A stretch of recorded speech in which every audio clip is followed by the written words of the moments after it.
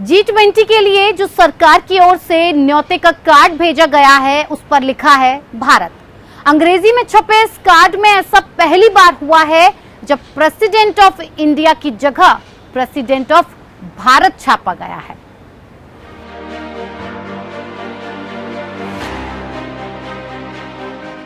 सवाल यह है कि क्या यह अनायास है या फिर अब वो मौका आ गया है जबकि सरकार देश का नाम आधिकारिक तौर पर भारत रखने की तैयारी में है। जाहिर है G20 के इस महा आयोजन के साथ विवाद के कुछ सुर जुड़ गए हैं।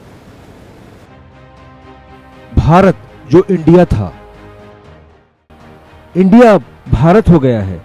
G20 समिट के लिए 9 सितंबर को होने वाले रात्रि भोज के लिए जो निमंत्रण पत्र राष्ट्रपति भवन की तरफ से भेजे गए हैं उनमें आमतौर पर इस्तेमाल होने वाले प्रेसिडेंट ऑफ इंडिया को बदला गया है। कांग्रेस का दावा है कि इससे इंडिया शब्द को हटाया गया है और प्रेसिडेंट ऑफ भारत का इस्तेमाल किया गया है। जयराम रमेश ने ट्वीट में संविधान का जिक्र करते हुए कहा, इसके अनुच्छेद 1 में कहा गया है कि भारत जो कि इंडिया था वह राज्यों का संघ है, लेकिन अब तो राज्यों के संघ पर भी हमला किया जा रहा है। G20 समिट में जुटी सरकार के लिए ये अजीब सी स्थिति हो गई। विदेशी मेहमान आने को हैं पर यहाँ घर में ही खटराग शुरू हो गया। कांग्रेस समेत तमाम विपक्षी दलों ने केंद्र को लपेटा, वहीं बीजेपी नेताओं ने भी इस पर करारा पलटवार किया। दूसरी बात मैं ये बोलना चाहती हूँ कि आपकी नफरत, आपका डर, आपकी बौखलाहट साफ है। आप इंडिया से घबराते हैं, लेकिन अब ये सनक बन चुका है। अपने देश का, अपनी माँ का नाम कौन बदलता है? अब मोदी जी की सनक का खामियाजा पूरा देश उठा रहा है। तो महामहिम आप भारत क्यों नहीं कहते? महामहिम भारत क्यों नहीं कहते आप? आधा अंग्रेज आधा भारतीय, ये क्यों आपको लगता है अच्छा होगी? मुझे ये लगता है इंडिया नाम से आप डरे हुए हैं। प्रधानमंत्री खुद इंडिया नाम से डरे हुए हैं। और आप थोड़ा गौर करके देखो, कोई अंतर नहीं है। भारत ही इंडिया है, इंडिया ही भारत है। बस एक अंग्रेजी में, एक हिंदी में है। इसमें तो कोई अलग बात तो है नहीं। संविधान में देखिएगा तो भारत लिखा है, हम भारत के लोग, और इंग्लिश में जो है we the people of India. तो ये पूरी तरीके से घबराहट में ये लोग निर्णय ले रहे हैं और कहां से हटाएंगे। ये जो नया जहाज जो किने हैं प्रधानमंत्री, उसमें भी इंडिया बड़ा बड़ा लिखा हुआ है। हर स्कीम से हटाना पड़ेगा नाम, कहां हर मिनिस्ट्री से कितना खर्चा कराएंगे। इतना में तो एक अलग राज्य का जो है खर्चा जो है वो बन जाएगा। सब भारतीय हैं, भले ही इंडिया नाम हमें किसी और ने दिया हो, लेकिन इंडिया इनका नाम नहीं है। और ये भी जानते हैं ये भारत नहीं है, ये इंडिया भी नहीं है। इसीलिए इन्होंने अपने आप को I.N.D.I.A. रखा है, क्योंकि ये भारत को रिप्रेजेंट नहीं करते। ये उस भ्रष्टाचारी गठबंधन को रिप्रेजेंट करते हैं जिसका नाम UPA है। से तो बाद में डबल अलायंस तो ये डबल हो गया, वो तो नहीं है।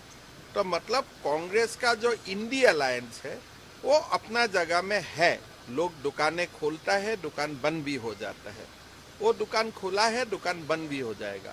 लेकिन जो भारत है, भारत संद्र और शुरू जितना आपको लगता है ओल्ड है, जितना पुराना है, भारत भी इतना पुराना है। और भारत भी जब तक सान और सुरूज रहेगा, भारत भी रहेगा। कांग्रेस ये जरूर मान रही है कि वैसे तो इंडिया को भारत बुलाने पर कोई संवैधानिक आपत्ति नहीं है, यह देश के 2 नामों में से एक है, लेकिन इसके साथ ही ये निशाना भी साध रही है। कांग्रेस का दावा है कि सरकार इतनी बेवकूफ नहीं होगी कि इंडिया नाम को पूरी तरह से हटा दे, जिसकी सदियों से बनी एक ब्रांड वैल्यू है।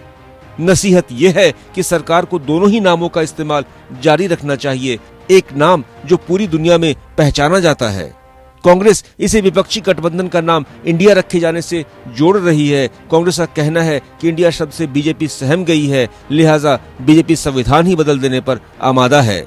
सारा विवाद तब खड़ा हुआ जब सोशल मीडिया पर G20 के निमंत्रण से जुड़ी एक तस्वीर वायरल होने लगी। इसमें अशोक स्तंभ के नीचे ही प्रेसिडेंट ऑफ इंडिया की जगह प्रेसिडेंट ऑफ भारत शब्द का इस्तेमाल किया गया है। निमंत्रण G20 सम्मेलन के पहले दिन के रात्रि भोज यानी 9 सितंबर के लिए है। नई दिल्ली में 9 और 10 सितंबर को होने वाले G20 शिखर सम्मेलन में कई देशों के प्रमुख और वैश्विक संस्थानों के नेता प्रगति मैदान परिसर में भारत मंडपम में आएंगे। दिल्ली वालों के लिए 2 दिन ये जानना जरूरी है कि वो कहां जा सकते हैं, कहां नहीं, क्योंकि दिल्ली पुलिस ने समिट में हाई प्रोफाइल विदेशी मेहमानों के आने के चलते कई पाबंदियां लगाई हैं। 2 दिनों के शिखर सम्मेलन के दौरान नई दिल्ली क्षेत्र में जरूरी सेवाएं चालू रहेंगी। कुछ रिपोर्ट में कहा गया है कि जरूरी सेवाओं पर शुक्रवार से रविवार तक प्रतिबंध रहेगा। इसी के बाद दिल्ली पुलिस ने ट्वीट में कहा कि दिल्ली पुलिस का स्पष्टीकरण, पूरी दिल्ली खुली है, सिर्फ एनडीएमसी क्षेत्र के एक छोटे हिस्से में प्रतिबंध लगेंगे। ये हमारे संज्ञान में आया है कि कुछ समाचार एजेंसियां भ्रामक शीर्षकों का उपयोग कर G20 शिखर सम्मेलन के मद्देनजर लगाए जाने वाले प्रतिबंधों की गलत व्याख्या और गलत प्रचार कर रही हैं, जिससे आम जनता और समाचार पाठकों के मन में भ्रम की स्थिति पैदा हो रही है। ये पुनः दोहराया जा रहा है कि प्रतिबंध केवल एनडीएमसी क्षेत्र के एक छोटे से हिस्से में लगाए गए हैं। हम अनुरोध करते हैं कि समाचार एजेंसियां हमारी निर्देशिकाओं के अनुरूप सटीक विवरण प्रकाशित करें, जिससे किसी भी प्रकार की अस्पष्टता उत्पन्न न हो। दिल्ली पुलिस के स्पष्टीकरण के बाद भी ये जानना जरूरी है कि राजधानी में G20 शिखर सम्मेलन के दौरान क्या खुला रहेगा और क्या बंद रहेगा, क्या खुला। दिल्ली में बैंक, निजी ऑफिस, स्कूल और कॉलेज 8 से 10 सितंबर तक बंद रहेंगे। पूरे नई दिल्ली जिले को नियंत्रित क्षेत्र माना जाएगा। रिंग रोड क्षेत्र 8 सितंबर को सुबह 5 बजे से 10 सितंबर की आधी रात तक विनियमित क्षेत्र रहेगा। रेलवे स्टेशन या हवाई अड्डे जाने वाले यात्रियों को यातायात प्रतिबंध के कारण देरी का सामना करना पड़ सकता है। दिल्ली पुलिस ने एक विस्तृत सलाह जारी की है कि यात्री किन मार्गों का उपयोग कर सकते हैं। स्पेशल एडिशन में आज का सफर यहीं तक। फिर मिलेंगे किसी नई खबर, नई शख्सियत, नए मुद्दे से जुड़े तमाम पहलुओं पर पूरी पड़ताल के साथ। आप देखते रहिए APN न्यूज।